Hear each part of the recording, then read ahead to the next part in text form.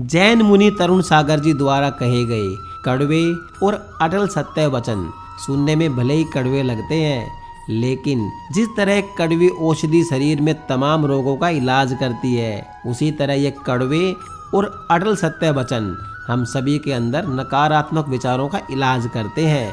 तो आइए शुरू करते हैं मुनि श्री तरुण सागर जी के कहे अटल और कड़वे सत्य वचनों को। यदि कोई आपको गालियां देता है और आप उसे स्वीकार नहीं करते तो वह गालियां उसी के पास रह जाती है।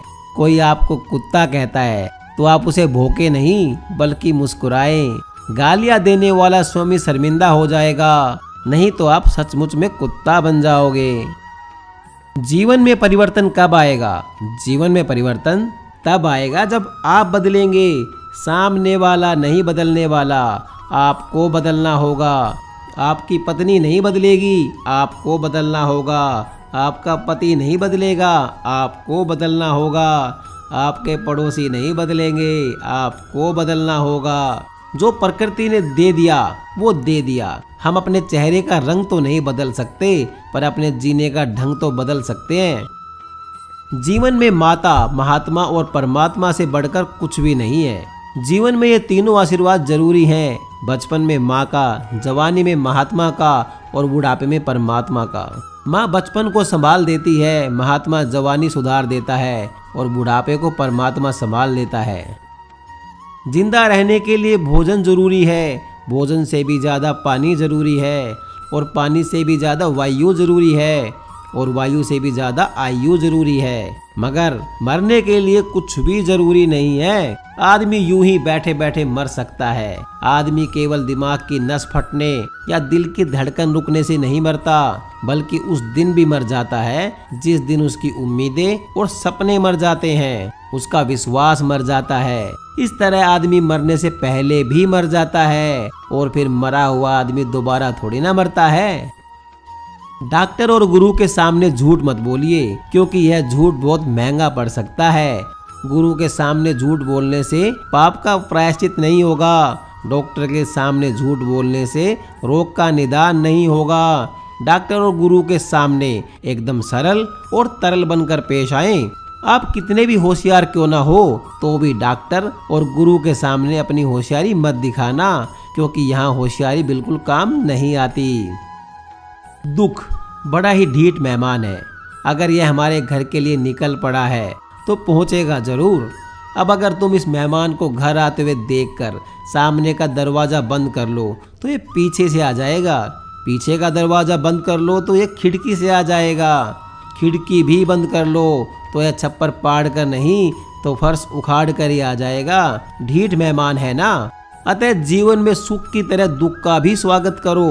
दुख की मेजबानी के लिए तैयार रहो, ये सोचकर कि वह दिन नहीं रहे तो ये दिन भी नहीं रहेंगे। भले ही लड़ लेना, झगड़ लेना, पिट जाना या पीट देना, पर कभी बोलचाल बंद मत करना, क्योंकि बोलचाल बंद करने से सुलह के सारे दरवाजे बंद हो जाते हैं। अपने को बदलो, अपने मन को बदलो, अपने विचारों को बदलो, अपने नजरिए को बदलो, अपने दृष्टिकोण को बदलो। जब नजरें बदलती हैं तो नज़ारे बदल जाते हैं। अगर जिंदगी को स्वर्ग बनाने की तमन्ना है तो पति और पत्नी, सास और बहू, बाप और बेटे को आपस में यह समझौता करना होगा कि अगर एक आग बने तो दूसरा पानी बन जाएगा। अपने घरों में थोड़े से पानी की व्यवस्था करके रखिए। पता नहीं कब किसके दिल में क्रोध की आग भड़क उठे। क्रोध आग है। अपने घरों में सहनशीलता और शांति का जल तैयार रखें। पता नहीं कब तुम्हारा घर क्रोध की लपट से घिर जाए। ध्यान रखो, पति कभी क्रोध में आग बने तो पत्नी पानी बन जाए और पत्नी कभी अंगार बने तो पति जलाधार हो जाए। हर सवाल का जवाब देना जरूरी नहीं होता। सामने वाला चिल्ला रहा है, गुस्सा कर रहा है, तो आप शांत रहिए। वह आपे में नहीं है तो अपना रिमोट अपने हाथ में रखिए। अपनी जुबा पर काबू रखिए। घर परिवार में अधिकतर झगड़े इस जीभ के कारण ही होते हैं। चुप रहना भी जरूरी है। चुप रहने की आदत डालें। पूरे दिन में 1 घंटा मौन रहिए। 1 घंटा नहीं रख सकते तो कम से कम आधे घंटे का मौन रखिए। नहीं रख सकते तो 15 मिनट का मौन रखिए। और वो भी नहीं रख सकते तो कम से कम भोजन तो मौन रहकर करिए। गुलाब कांटों में भी खिलता है, मुस्कुराता है। तुम भी प्रतिकूलता में मुस्कुराओ तो लोग तुमसे गुलाब की तरह प्रेम करेंगे। याद रखना, जिंदा आदमी ही मुस्कुराएगा, मुर्दा कभी नहीं मुस्कुराता, और कुत्ता चाहे तो भी नहीं मुस्कुरा सकता। हंसना तो सिर्फ मनुष्य के भाग्य में ही है। इसलिए जीवन में सुख आए तो हंस लेना, लेकिन दुख आए तो उसे हंसी में उड़ा देना। लक्ष्मी पूजा के काबिल तो है, लेकिन भरोसे के काबिल कतई नहीं है। लक्ष्मी की पूजा तो करना, मगर लक्ष्मी पर भरोसा मत करना, क्योंकि लक्ष्मी स्थिर नहीं है। और भगवान की पूजा भले ही मत करना, लेकिन भगवान पर भरोसा हर हाल में रखना, क्योंकि वह सदैव अपने भक्त का ध्यान रखते हैं। हर हाल में मुस्कुराने की आदत डाल लो तो जीवन सत्यम शिवम सुंदरम का पर्याय बन जाएगा। औरों की मदद करे बिना फायदे के, मिलना जुलना सीखिए बिना मतलब के, जीवन जीना सीखिए बिना दिखावे के, और मुस्कुराना सीखिए बिना सेल्फी के। विनम्रता में जीने की आदत डालो, हाथ जोड़कर रहो, हाथ बांध कर नहीं। यही खुशहाल जीवन का रहस्य है, क्योंकि समर्पण जीवन में खुशहाली लाता है।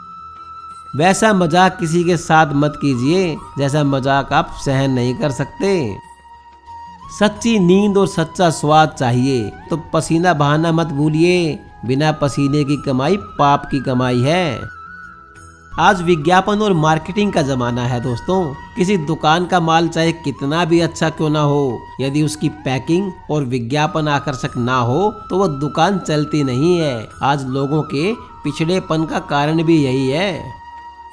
अब सीधे रास्ते चलोगे तो लोग तब भी कुछ कहेंगे, बेवजह कहेंगे, बेकार की बातें कहेंगे और बार बार कहेंगे। इसलिए जरूरी है कि सुनने की आदत डालो और अपना काम सहज भाव से करते रहो।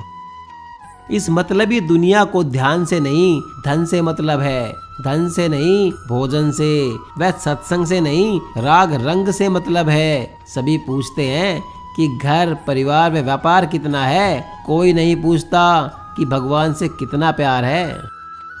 रेस में जीतने वाले घोड़े को तो पता भी नहीं होता कि जीतना वास्तव में क्या है। वो तो अपने मालिक के द्वारा दी गई तकलीफ की वजह से दौड़ता है। तो जब भी जीवन में आपको तकलीफ हो और कोई मार्ग दिखाई ना दे, तब समझ लेना कि मालिक आपको विजेता बनाना चाहता है, आपको जिताना चाहता है। क्योंकि शॉर्टकट से मिली हुई कोई भी चीज टिकाऊ नहीं होती। जिंदगी में अच्छे लोगों की तलाश मत करो, खुद अच्छे बन जाओ। आपसे मिलकर शायद किसी की तलाश पूरी हो जाए। इंसान को आप दिल से जीतो तभी आप सफल हैं। तलवार के बल पर आप जीत हासिल कर सकते हैं, लेकिन प्यार नहीं पा सकते। कभी तुम्हारे माँ बाप तुम्हें डांट दें तो बुरा मत मानना, बल्कि सोचना गलती होने पर माँ बाप नहीं डांटेंगे तो कौन डांटेगा। और कभी छोटे से गलती हो जाए तो यह सोचकर उन्हें माफ कर देना कि गलतियां छोटे नहीं करेंगे तो और कौन करेगा। कहा जाता है कि बच्चे पर माँ का प्रभाव पड़ता है। बच्चे की पहली गुरु उसकी माँ होती है, लेकिन आज बच्चा माँ से कम मीडिया से ज्यादा प्रभावित हो रहा है। कल तक कहा जाता था कि यह बच्चा अपनी माँ पर गया है, यह अपने बाप पर गया है, मगर जिस तरह से देसी विदेशी चैनल हिंसा और अश्लीलता परोस रहे हैं, उसे देखकर लगता है कि कल यह कहा जाएगा कि यह बच्चा जी टीवी पर गया है और यह स्टार टीवी पर, और ये जो निखट्टू है ना, ये तो पूरे दिन फैशन टीवी पर आ गया है। आज विभिन्न चैनलों द्वारा देश पर जो सांस्कृतिक हमले हो रहे हैं, वे ओसामा बिन लादेन जैसे आतंकवादियों के हमले से भी ज्यादा खतरनाक हैं। जवानी पर ज्यादा मत इतराना, क्योंकि जवानी सिर्फ 4 दिनों की है। अतः कानों में बहरापन आवे इससे पहले कि जो सुनने जैसा है उसे सुन लेना। पैरों में लंगड़ापन आवे इससे पहले ही दौड़ दौड़ कर तीर्थ यात्रा कर लेना। आंखों में अंधापन आवे इससे पहले ही अपने स्वरूप को निहार लेना। वाणी में गूंगापन आए इससे पहले ही कुछ मीठे बोल बोल लेना। हाथों में लूलापन आए इससे पहले ही दान पुण्य कर देना। दिमाग में पागलपन आवे इससे पहले ही प्रभु के हो जाना। दूसरों के भरोसे जिंदगी जीने वाले लोग हमेशा दुखी रहते हैं। इसलिए अगर हम सुखी जीवन जीना चाहते हैं तो हमें आत्मनिर्भर बनने की कोशिश करनी चाहिए। 4 बातों को कचरे के डिब्बे में डाल दो। लोग क्या कहेंगे, मुझसे नहीं होगा, मेरा तो भाग्य ही खराब है, और अभी मेरा मूड नहीं है। न तो इतने कड़वे बनो कि कोई थूक दे और ना इतने मीठे बनो कि कोई निगल जाए।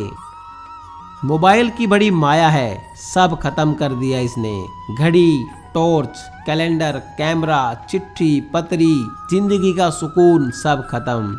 और आपका मोबाइल आपकी बीवी के हाथ में लग गया तो आप भी खत्म।